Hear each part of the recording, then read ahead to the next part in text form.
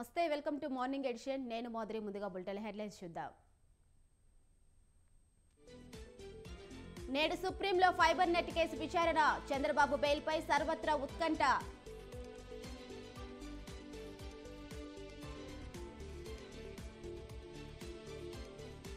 Lok Sabha నియోజకవర్గాలపై BRS సమీక్షలు. నేడు Nagar Kurnool segment నేతలతో కేటీఆర్ భేటీ.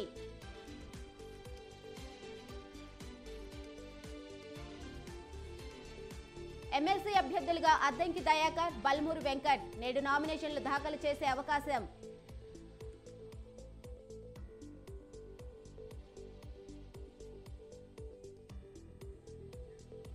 ధరణి సమస్యలపై నేడు కమిటీ భేటీ. పలు కీలక నిర్ణయాలు తీసుకోనున్న కమిటీ.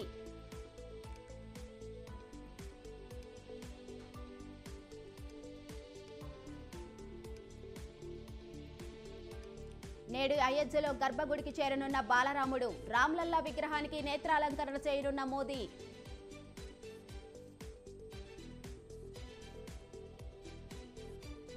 నేడు భారత్ ఆఫ్ఘనిస్తాన్ 3వ టీ20 మ్యాచ్ బెంగళూరు వేదికగా రాత్రి 7 గంటలకు ప్రారంభం.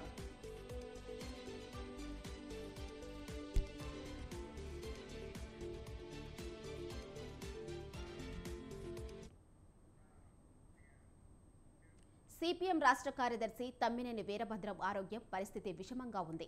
హైదరాబాద్ గచ్చిబౌలిలోని ఏఐజీ హాస్పిటల్లో ఐసీయూలో ఆయనకు చికిత్స అందిస్తున్నారు. ఏఐజీ ఆసుపత్రి వైద్యులు హెల్త్ బులెటిన్ విడుదల చేశారు. వివిధ రకాల వైద్య పరీక్షలు చేయగా గుండె, ఊపిరితిత్తుల సమస్యలతో బాధపడుతున్నారని వైద్యులు చెప్పారు. ఊపిరితిత్తుల్లో నీరు తొలగించడానికి ప్రయత్నిస్తున్నామని ప్రకటించారు.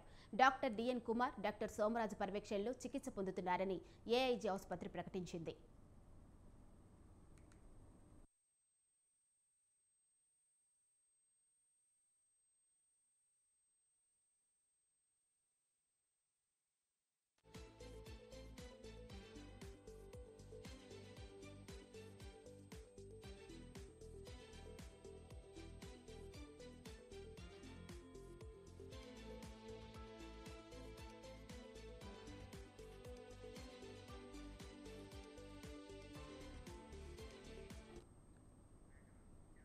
నిన్న తమ్మినేని అనారోగ్యానికి గురై ఖమ్మంలోని ఓ ప్రైవేట్ ఆసుపత్రిలో చికిత్స పొందుతూ ఉన్నారు.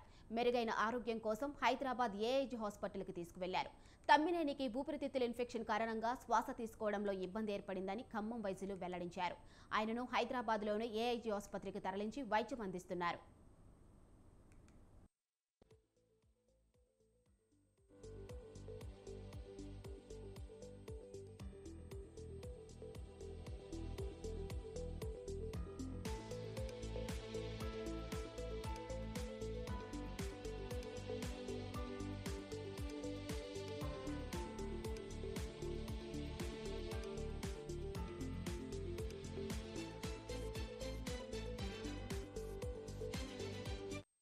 చికిత్స పొందుతున్న తమ్మినేని వీరభద్రం కుటుంబ సభ్యులను మాజీ మంత్రి, ఎమ్మెల్యే హరీష్ రావుతో పాటు పలువురు పరామర్శించారు. వైద్యులతో మాట్లాడిన హరీష్ రావు వీరభద్రం ఆరోగ్య పరిస్థితిని అడిగి తెలుసుకున్నారు.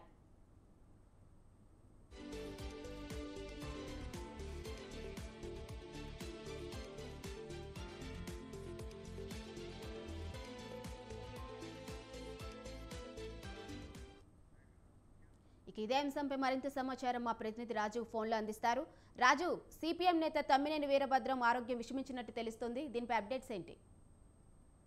రైట్ హర్ని, నిన్న ఖమ్మంలో సిపిఎం రాష్ట్ర కార్యదర్శి తమ్మినేని వీరభద్రం ఒకసారిగా హార్ట్ అటాక్ వచ్చింది. ఆయనను హుటాహుటిన ఖమ్మం పట్టణ హాస్పిటల్ కి తరలించారు. అక్కడ నిపుణుల సలహా మేరకు కూడా ఏఐజీ హాస్పిటల్లో ఆయనని చేర్చడం జరిగింది. అక్కడ వెంటిలేషన్ పైన ఆయనకు చికిత్సను అందిస్తున్నారు. ముఖ్యంగా ఆయనకు గుండె, కిడ్నీ అలాగే మూత్రపిండాల సమస్యలతో ఆయన ఇప్పుడు బాధపడతా ఉన్నారు. ఆ మూత్రపిండాలు సరిగా పనిచేయడం లేదు, అలాగే శ్వాస తీసుకోవడంలో ఇబ్బందిగా ఉంది అనేది కూడా వైద్యులు వెల్లడించారు. దీంతో పాటుగానే ముఖ్యంగా ఇప్పటికైతే ఆయన పరిస్థితి అయితే కొద్దిగా విషమంగానే ఉంది. ఆయనకు వెంటిలేటర్ పైన చికిత్స అందిస్తున్నటువంటి సిచ్యువేషన్ అయితే కనిపిస్తా ఉంది. ఓవరాల్ గా తమ్మినేని వీరభద్రం కు సంబంధించి ఆయన కిడ్నీలు, లివర్ అలాగే శ్వాసకోశ సంబంధిత వ్యాధితో బాధపడుతున్నారు. ఆయన సంబంధించినటువంటి పూర్తిగా అంటే అన్ని డిపార్ట్మెంట్ల వైద్యులతో పాటు ఒక బృందంగా ఏర్పడి సోమరాజు అలాగే కె కుమార్ వైద్యుల బృందం ఆయనను చికిత్స అందిస్తుంది. ఏఐజీ హాస్పిటల్లో తమ్మినేని వీరభద్రం అయితే చికిత్స పొందుతున్నారు. ఆయన వెంటిలేటర్ పైన ఉన్నారు. ఆయన ఆరోగ్యం మెరుగుపడాలంటూ కూడా సిపిఎం నేతలు కూడా చెప్తున్నటువంటి పరిస్థితి అయితే ఉంది. అంతేకాకుండా నిన్న మాజీ మంత్రి హరీష్ రావు కూడా ఆయన ఏఐజీ హాస్పిటల్ కి చేరిన వెంటనే కూడా అక్కడికి వెళ్లి పరామర్శించడం జరిగింది. ఆయన కుటుంబ సభ్యులతో మాట్లాడడం జరిగింది. ఆయన త్వరగా కోలుకోవాలంటూ కూడా ఆయన ఆశాభావం వ్యక్తం చేశారు. ఓవరాల్ గా తమ్మినేని వీరభద్రం కు గతంలోనే ఒకసారి హార్ట్ స్ట్రోక్ వచ్చింది. ఆయనకు ఇప్పటికే బాడీలో ఒక స్టంట్ కూడా వేయడం జరిగింది. మరోసారి ఈ విధంగా హార్ట్ స్ట్రోక్ రావడం అలాగే ఇతర అవయవాల మీద కూడా ఆ ప్రభావం పడడంతో కొంత ఆయా అవయవాలు కూడా సరిగా పనిచేయకపోవడంతో కొంత విషమంగా మారింది ఆయన ఆరోగ్య పరిస్థితి. ఎప్పటికప్పుడు వైద్యులు కూడా బులెటిన్ విడుదల చేస్తా ఉన్నారు. ఆయన ఆరోగ్య పరిస్థితి ఏ విధంగా ఉంది, ఎటువంటి వైద్యం అందిస్తున్నాము ఏంటి అనేది కూడా ఎప్పటికప్పుడు వైద్యులు బులెటిన్ విడుదల చేస్తా ఉన్నారు. మరి కాసేపట్లో 9 గంటలకు కూడా ఈ యొక్క హెల్త్ బులెటిన్ విడుదల చేసేటటువంటి అవకాశం అయితే కనిపిస్తా ఉంది. అంతేకాకుండా ఆయనను పరామర్శించడానికి కూడా పెద్ద ఎత్తున ఎవరు కూడా ఏఐజీ హాస్పిటల్ కి చేరుకోవద్దు, ఇతర పేషెంట్లకు ఇబ్బంది కలిగేటటువంటి అవకాశం ఉంది కాబట్టి ఎప్పటికప్పుడు మేమే హెల్త్ బులెటిన్ విడుదల చేస్తాము. ఆయన ఆరోగ్యం మెరుగుపడే విధంగా కూడా అన్ని రకాల చికిత్స అందిస్తున్నామనేది కూడా వైద్యులు చెప్తున్నటువంటి పరిస్థితి అయితే ఉంది. హరిణి.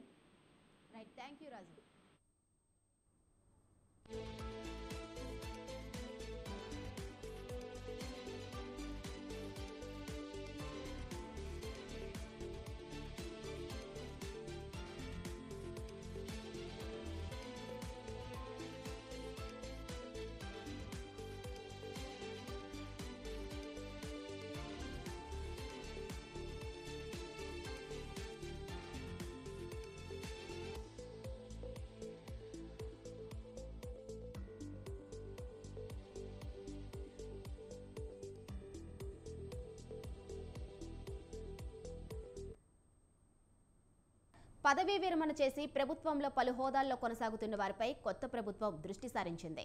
రిటైర్ అయిన తర్వాత తిరిగి నియమితులైన కాంట్రాక్ట్ అవుట్సోర్సింగ్ పద్ధతిలో పనిచేస్తున్న వారి వివరాలను అందజేయాలని ప్రభుత్వ ప్రధాన కార్యదర్శి శాంతికుమారి మంగళవారం అన్ని శాఖల అధికారులను ఆదేశించారు.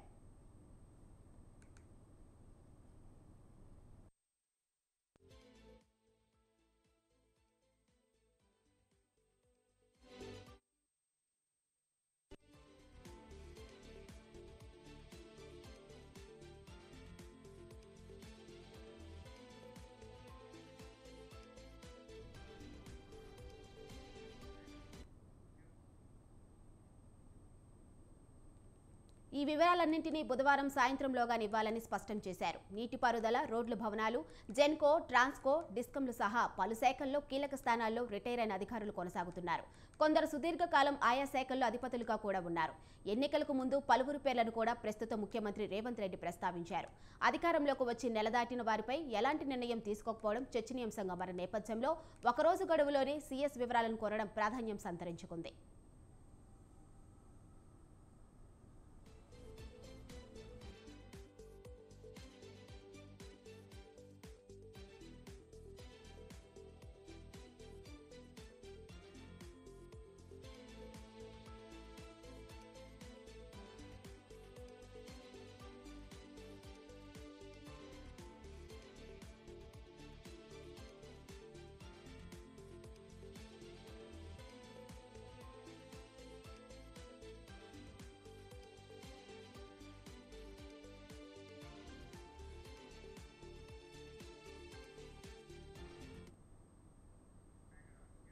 ఇక ఇదే అంశంపై మరింత సమాచారం మా ప్రతినిధి వేణు ఫోన్లో అందిస్తారు.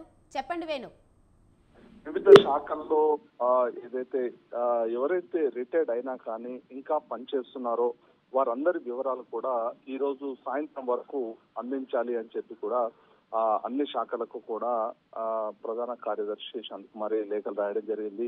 రాష్ట్రంలో వివిధ డిపార్ట్మెంట్ లో పనిచేస్తూ రిటైర్డ్ అయిన ఉద్యోగుల వివరాలపై ప్రభుత్వం దృష్టి పెట్టింది. గత ప్రభుత్వ హయాంలో రీఅపాయింట్ అయి ఇలా కాంట్రాక్ట్ అవుట్ సోర్సింగ్ ప్రతిపాదికన పనిచేస్తున్న వారిని ఎవరెవరు ఎక్కడెక్కడ ఉన్నారు, ఇందుకోసం ఆ డిపార్ట్మెంట్లు, విభాగాలు, కార్పొరేషన్లు, ఏజెన్సీలు వీరందరూ కూడా పూర్తి వివరాలను ఈ రోజు సాయంత్రం వరకు అందించాలి అని చెప్పి కూడా ప్రధాన కార్యదర్శి అందరికీ కూడా అన్ని డిపార్ట్మెంట్లకు కూడా ఇన్ఫార్మ్ చేయడం జరిగింది. ఇందుకు సంబంధించి ప్రభుత్వం ఒక నిర్దిష్టమైన ఫార్మాట్ కూడా ఇవ్వడం జరిగింది. కొత్త ప్రభుత్వం జరిగినాక రీఅపాయింట్మెంట్ వివరాలను సమర్పించాలని చెప్పి సూచించడం జరిగింది.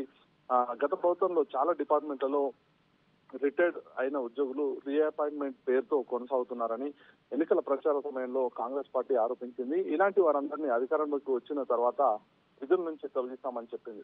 ప్రభుత్వం ఏర్పడి దాదాపు 1.5 నెల రోజులు అవుతున్న సందర్భంగా ఇక వాటిపై వివరాలు సేకరించడం పైన ప్రభుత్వం దృష్టి సారించింది. ఈ వివరాలన్నీ కూడా త్వరలో వీరి ఏరివేత కోసమే అని చెప్పి ఆ వివరాలను ప్రభుత్వం తెప్పించుకుంటుంది అనేటువంటి చర్చ కూడా సచివాలయంలో మొదలైంది. ప్రభుత్వ ఉద్యోగిగా రిటైర్ అయిన తర్వాత కూడా రీఅపాయింట్మెంట్ అయిన సిబ్బందికి సంబంధించిన పలు వివరాలను ఏదైతే ఏ శాఖల్లో ఉన్నారో వారందరి వివరాలు కూడా ఇంకా కొనసాగుతున్నారు కదా, ఎందుకు కొనసాగుతున్నారు ఏంటి అనేటువంటి వివరాలు కూడా అందించాలని చెప్పడం జరిగింది. ముఖ్యంగా ఎవరైతే పదవి విరమణ పొందినా కానీ ఇంకా ఆ సీట్ లో కంటిన్యూ కావడం వల్ల కింద ఉన్నటువంటి వాళ్ళు ఎవరైతే ముందుకు ప్రమోషన్ రావాల్సి ఉంటుందో వారి ప్రమోషన్లు ఆగిపోవడం, అలాగే కొన్ని డిపార్ట్మెంట్లలో ఎవరైతే గత ప్రభుత్వ పెద్దలకు అనుకూలంగా వ్యవహరించారని చెప్పి వాళ్ళకు రీఅపాయింట్మెంట్ ఇవ్వడం, ఇలా ఏదైతే ఉన్నటువంటి యంత్రాంగాన్ని వారికి అనుగుణంగా రీఅపాయింట్మెంట్ ఇచ్చి అక్కడ కింద ఉన్నటువంటి వారికి అన్యాయం జరిగింది అనేది చెప్పి ప్రభుత్వం గుర్తించింది. అందులో భాగంగా ఎవరెవరైతే రీఅపాయింట్మెంట్ అయ్యారో వారందరినీ కూడా తొలగించేందుకు ప్రభుత్వం రెడీ అవుతుంది. Thank you Venu.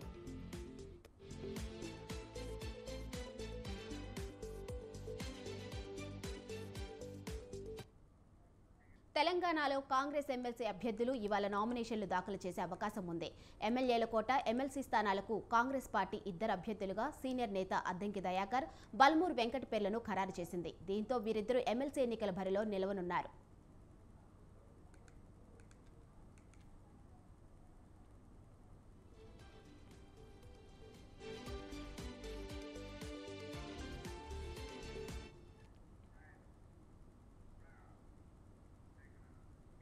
ఇక తెలంగాణలో 2 ఎమ్మెల్సీ స్థానాలకు గాను అద్దంకి దయాకర్, బల్మూర్ వెంకట్ పేర్లను కాంగ్రెస్ ఫైనల్ చేసింది. కాంగ్రెస్ ముఖ్య నేతలు వీరికి ఫోన్ చేసి సమాచారం ఇచ్చారు. రేపటితో ఎమ్మెల్సీ నామినేషన్ల గడువు ముగియనుంది. ఈ నెల 29న ఎన్నికలు జరగనున్నాయి. తెలంగాణలో అధికారంలో ఉన్న కాంగ్రెస్ పార్టీకి ఎక్కువ సంఖ్యలో ఎమ్మెల్యేలు ఉండటంతో వీరి గెలుపు ఖాయంగా కనిపిస్తోంది.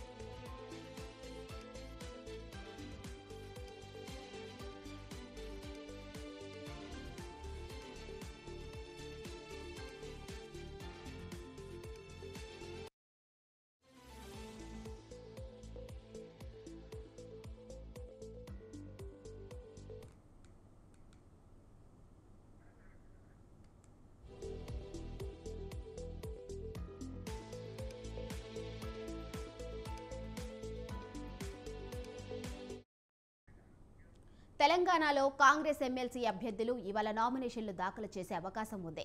ఎమ్మెల్యేల కోట ఎమ్మెల్సీ స్థానాలకు కాంగ్రెస్ పార్టీ 2 అభ్యర్థులుగా సీనియర్ నేత అద్దంకి దయాకర్, బల్మూర్ వెంకట్ పేర్లను ఖరారు చేసింది. దీంతో వీరిద్దరూ ఎమ్మెల్సీ ఎన్నికల బరిలో నిలవనున్నారు. తెలంగాణలో 2 ఎమ్మెల్సీ స్థానాలకు గాను అద్దంకి దయాకర్, బల్మూర్ వెంకట్ పేర్లను కాంగ్రెస్ ఫైనల్ చేసింది. కాంగ్రెస్ ముఖ్య నేతలు వీరికి ఫోన్ చేసి సమాచారం ఇచ్చారు. రేపటితో ఎమ్మెల్సీ నామినేషన్ల గడువు ముగియనుంది. ఈ నెల 29న ఎన్నికలు జరగనున్నాయి. తెలంగాణలో అధికారంలో ఉన్న కాంగ్రెస్ పార్టీకి ఎక్కువ సంఖ్యలో ఎమ్మెల్యేలు ఉండటంతో వీరి గెలుపు ఖాయంగా కనిపిస్తుంది.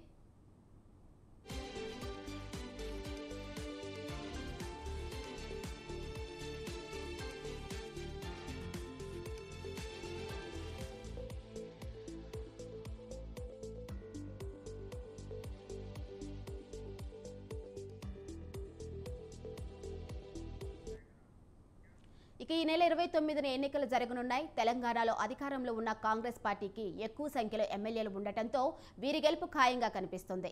ఇక ఇదే అంశంపై మరింత సమాచారం మా బ్యూరో చీఫ్ నరేష్ లైవ్లో అందిస్తారు. నరేష్, 2 ఎమ్మెల్సీ స్థానాలకు సంబంధించి రేపటితో నామినేషన్ల గడువు ముగుస్తున్న నేపథ్యంలో కాంగ్రెస్ పార్టీ అభ్యర్థులను ఖరారు చేసింది. అందులో భాగంగా గత అసెంబ్లీ ఎన్నికల్లో టికెట్లు త్యాగం చేసిన వారికి కాంగ్రెస్ పార్టీ ప్రిఫరెన్స్ ఇచ్చింది. ఈ నేపథ్యంలో 2 అభ్యర్థులను కాంగ్రెస్ పార్టీ ఖరారు చేసింది. ఒకరు అద్దంకి దయాకర్, 2 ఎన్ఎస్యు రాష్ట్ర అధ్యక్షుడు బల్మూరి వెంకట్. వీళ్ళిద్దరికీ కూడా ఎమ్మెల్సీగా అవకాశాలు కల్పించాలి అని కాంగ్రెస్ అధిష్టాన పెద్దలు నిర్ణయించారు. ఎందుకంటే అద్దంకి దయాకర్ 2014, 2018 అసెంబ్లీ ఎన్నికల్లో తుంగతుర్తి నియోజకవర్గం నుంచి స్వల్ప ఓట్లతో ఓటమి పాలయ్యారు.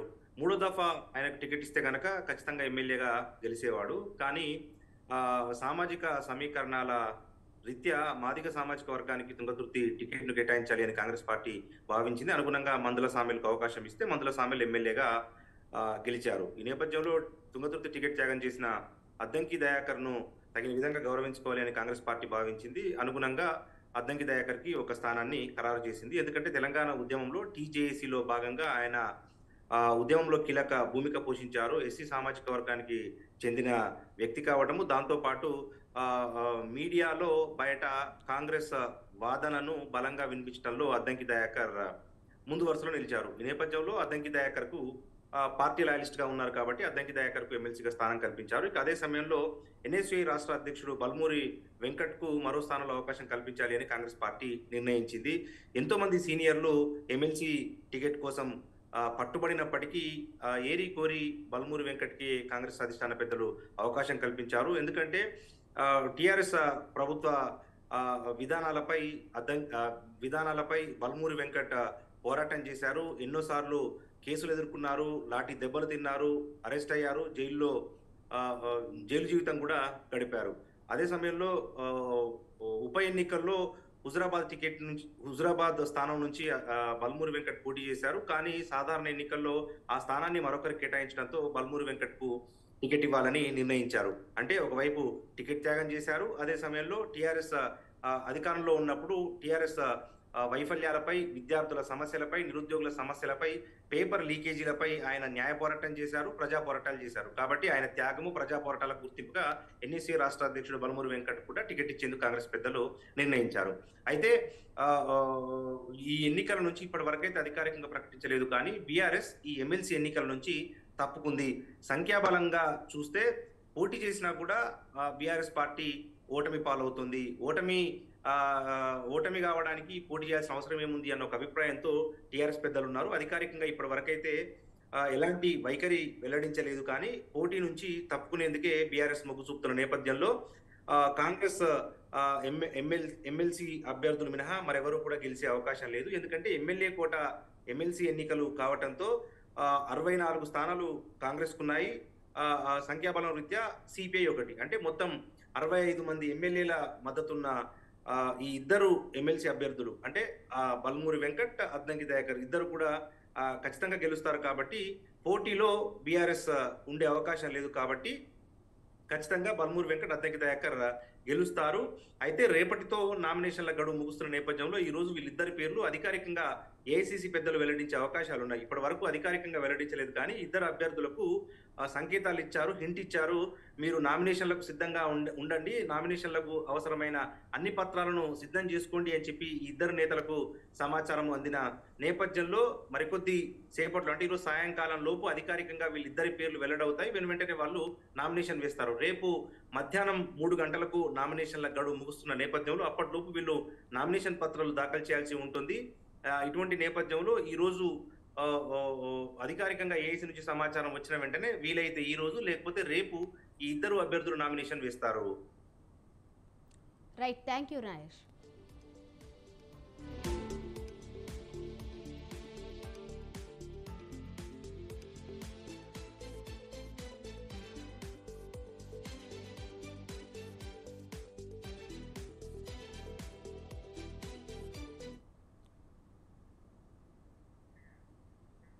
నేటి నుంచి బీఆర్ఎస్ రెండో విడత లోక్సభ నియోజకవర్గాల సన్నాహక సమావేశాలు తిరిగి ప్రారంభం కానున్నాయి.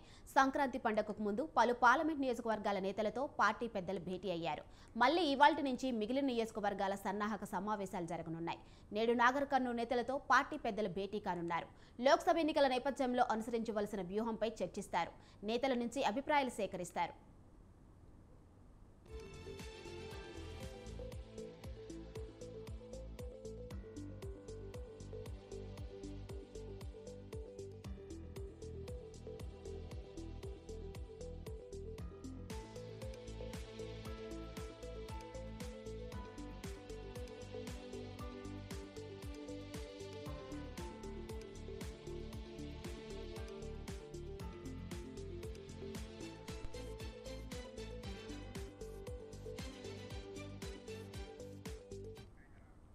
ఇక ఇదే అంశంపై మరింత సమాచారం మా ప్రతినిధి సవీన్ ఫోన్లో అందిస్తారు. సవీన్, నేడు నాగర్ కర్నూలు నేతలతో సమావేశంపై అప్డేట్స్ ఏంటి? ఈరోజు BRS party Nagar Kurnool parliament సమీక్ష సమావేశం జరగబోతుంది. ముఖ్యంగా ఇప్పుడు ప్రస్తుతం BRS party Nagar Kurnool sitting ఎంపీగా పోతిగంటి రాములు ఉన్నారు. ఈసారి పార్లమెంట్ ఎన్నికల్లో నాగర్ కర్నూలు పార్లమెంట్ స్థానాన్ని కైవసం చేసుకునేందుకు బీఆర్ఎస్ పార్టీ పావులు కలుస్తుంది. అయితే ఇటీవల జరిగిన అసెంబ్లీ ఎన్నికల్లో మాత్రం కేవలం నాగర్ కర్నూలు పార్లమెంట్ స్థానంలో 2 అసెంబ్లీ స్థానాల్లో మాత్రమే బీఆర్ఎస్ విజయం సాధించింది. అలంపూర్, గద్వాల ఈ 2 స్థానాల్లో మాత్రమే బీఆర్ఎస్ పార్టీ గెలుపొందింది. మిగిలిన 5 అసెంబ్లీ స్థానాల్లో కాంగ్రెస్ పార్టీ విజయం సాధించింది. దీంతో ఈ పార్లమెంట్ స్థానాన్ని దక్కించుకునేందుకు కాంగ్రెస్ పార్టీ సైతం తీవ్ర స్థాయిలో కసరత్తులు చేస్తోంది. అందులో భాగంగానే సిట్టింగ్ స్థానాన్ని కాపాడుకునేందుకు ఈసారి బీఆర్ఎస్ పార్టీ వ్యూహాత్మకంగా వ్యవహరించబోతోంది. సిట్టింగ్ ఎంపీగా ఉన్నటువంటి పోతుగంటి రాములు వయోభారంతో ఉన్నారు కాబట్టి ఆయన స్థానంలో వేరొక కొత్త అభ్యర్థిని బరిలోకి దింపుతారనే ప్రచారం కూడా బీఆర్ఎస్ పార్టీ వర్గాల్లో జరుగుతుంది. ప్రధానంగా అక్కంపేట మాజీ ఎమ్మెల్యే గతంలో 2009లో బీఆర్ఎస్ పార్టీ తరఫునే నాగర్ కర్నూలు పార్లమెంట్ అభ్యర్థిగా పోటీ చేసి ఓడిపోయిన గువ్వల బాలరాజును మరోసారి బరిలోకి దింపేందుకు బీఆర్ఎస్ పార్టీ అధిష్టానం కసరత్తు చేస్తున్నట్లుగా తెలుస్తుంది. ముఖ్యంగా ఈ స్థానానికి సంబంధించి 2018లో జరిగిన అసెంబ్లీ ఎన్నికల్లో మాత్రం 7 అసెంబ్లీ స్థానాలకు గాను నాగర్ కర్నూలు పార్లమెంట్ నియోజకవర్గంలో కేవలం కొల్లాపూర్లో మాత్రమే బీఆర్ఎస్ పార్టీ ఓడిపోయింది. అక్కడ కాంగ్రెస్ నుంచి గెలిచిన వీరం హర్షవర్ధన్ రెడ్డి తర్వాత బీఆర్ఎస్ పార్టీలో చేరడంతో 7 అసెంబ్లీ స్థానాలను బీఆర్ఎస్ పార్టీ వశమయ్యాయని భావించవచ్చు. ఈసారి మాత్రం ఫలితాలు అనూహ్యంగా రివర్స్ అయ్యాయి. ఉమ్మడి మహబూబ్నగర్ జిల్లాలోనే 14 అసెంబ్లీ స్థానాలు ఉండగా 12 స్థానాల్లో కాంగ్రెస్ పార్టీ గెలిచి 2 స్థానాలకు మాత్రమే బీఆర్ఎస్ పార్టీ పరిమితమైన పరిస్థితి మనకు కనబడుతోంది. ముఖ్యంగా ఖమ్మం, నల్గొండ, ఉమ్మడి మహబూబ్నగర్ ఈ 3 ఉమ్మడి జిల్లాల్లో కాంగ్రెస్ పార్టీ హవా పార్లమెంట్ ఎన్నికల్లోనూ వీస్తుందని ప్రచారం పెద్ద ఎత్తున జరుగుతున్న నేపథ్యంలో బీఆర్ఎస్ పార్టీ ఈ అభ్యర్థిత్వం కోసం పూర్తి స్థాయిలో అంటే నాగర్ కర్నూలు, మహబూబ్నగర్ 2 పార్లమెంట్ స్థానాలను గెలుచుకునేందుకు తీవ్ర స్థాయిలో కసరత్తు చేయాల్సి ఉంటుంది. బలమైన అభ్యర్థులను ఆర్థికంగా కావచ్చు, ప్రజాదరణ ఉన్న నేతలను బరిలోకి దింపాల్సి ఉంటుంది. ముఖ్యంగా కాంగ్రెస్ నుంచి మల్లు రవి ఇప్పటికే పోటీ చేసేందుకు రెడీ అవుతున్నారు. ఇక బీజేపీ సైతం బలమైన అభ్యర్థిని నిలబెట్టడానికి ప్రయత్నాలు చేస్తున్న నేపథ్యంలో BRS party Nagar Kurnool parliament స్థానం సిట్టింగ్ స్థానంగా ఉంది కాబట్టి ఆ పార్లమెంట్ స్థానాన్ని కైవసం చేసుకునేందుకు పావులు కలుపుతోంది. అందులో భాగంగా ఈ రోజు సమీక్ష సమావేశం నిర్వహించబోతోంది. కార్యకర్తల నుంచి అభిప్రాయ సేకరణ తీసుకున్న తర్వాత బీఆర్ఎస్ పార్టీకి సంబంధించి ఎన్నికల షెడ్యూల్ విడుదలైన తర్వాత 17 పార్లమెంట్ నియోజకవర్గాలకు ఒకేసారి అభ్యర్థులను ప్రకటించే విధంగా బీఆర్ఎస్ పార్టీ వ్యూహాత్మకంగా పావులు కలుపుతోంది. Right, thank you Saveen.